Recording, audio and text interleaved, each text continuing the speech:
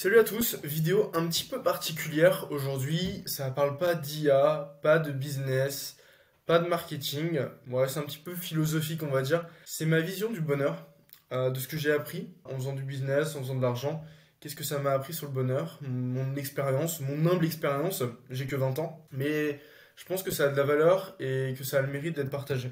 Donc l'histoire, c'est qu'il y a quelques mois, j'étais à Budapest, je recherchais un investissement en immobilier, et dans une bibliothèque, j'ai trouvé un petit livre comme ça, enfin dans une bibliothèque, dans une librairie, bon, un magasin de livres. J'ai trouvé ce livre qui s'appelait Happy Sexy Millionaire.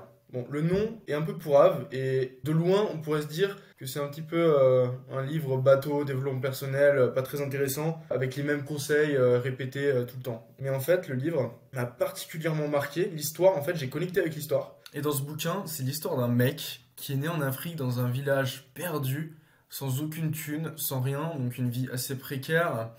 Et le mec, il a ce rêve de faire de l'argent, d'être riche, parce qu'il se dit que ça va le rendre heureux et que ça va régler tous ses problèmes. Et il se trouve que le mec, quelques années plus tard, quand il a 25 ans, il se retrouve à la tête d'une boîte d'influence marketing de SMMA, on va dire, qui est cotée en bourse à 200 millions.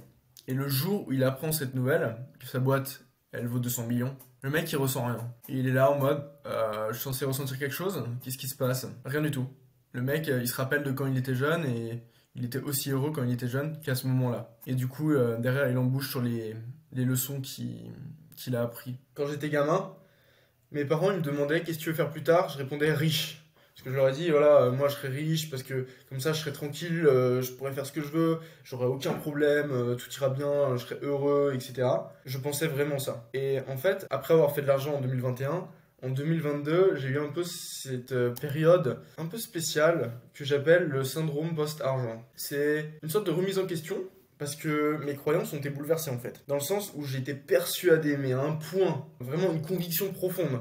C'était presque lié à mon identité profonde en fait. J'avais la certitude que l'argent allait m'effacer beaucoup de problèmes, que j'allais plus en avoir beaucoup, et je me suis rendu compte qu'en fait j'avais autant de problèmes, voire plus, parce que ça amène d'autres problèmes, d'autres questions, etc. J'ai notamment eu cette sensation de perte de sens. Je me suis posé la question, ok, je fais quoi de ma vie maintenant? Ok, j'ai de l'argent, je peux vivre, ok, ouais, c'est cool. Mais du coup, je fais quoi dans la vie? Qu'est-ce qui se passe en fait? Enfin, maintenant, je fais quoi? J'avais un peu l'impression d'être arrivé à la fin d'un jeu et ça avait plus de sens. Très bizarre comme sensation. Et du coup, j'ai un petit peu fait n'importe quoi en 2022 pour avoir l'impression de vivre.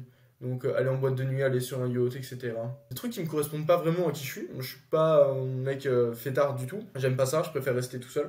Mais j'ai fait ça un petit peu pour me sentir vivre, entre guillemets. J'avais aussi plus envie de travailler. Donc j'appelle ça le syndrome de la flemme un petit peu. Et c'est pas que j'avais pas envie de travailler, c'est que je pouvais plus travailler. Mon cerveau, il a été brain fuck. Ça veut dire qu'il a été cassé, entre guillemets. Parce qu'il se trouve qu'en 2021, avec l'infoproduit, j'ai fait de l'argent rapidement, en grande quantité. J'avais ce mindset argent rapide, etc. Donc je pouvais pas démarrer un projet et me dire ok, dans 6 mois je vais gagner de l'argent. Impossible. Je devais gagner de l'argent dès le premier jour, comme ça, direct, obligatoire. Sinon, je me sentais mal, impossible de continuer le projet quoi.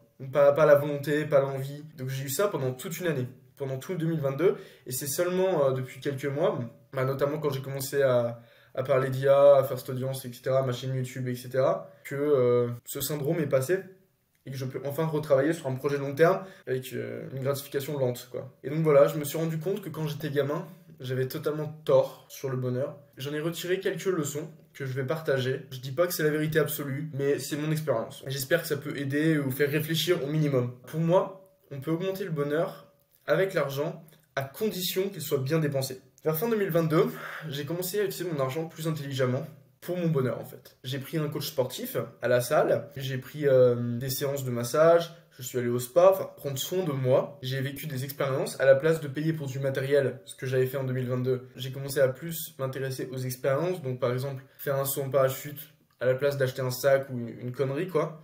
Je me suis rendu compte que ça valait beaucoup plus parce qu'au final, les souvenirs ils durent dans le temps. Quelque chose de matériel, une montre à 20 000 balles, on l'achète, on est content 3 jours, on se la pète un petit peu.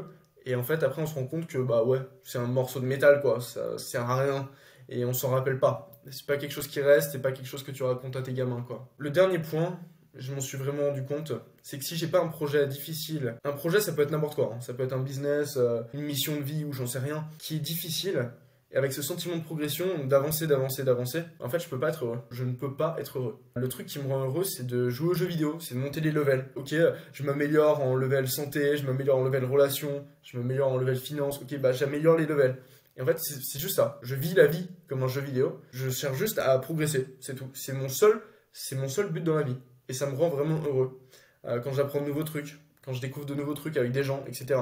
Bah, je suis super content. C'est ma philosophie par rapport au bonheur. J'espère que ça peut être utile, que c'était intéressant, au minimum d'avoir une expérience. Et merci d'avoir regardé la vidéo.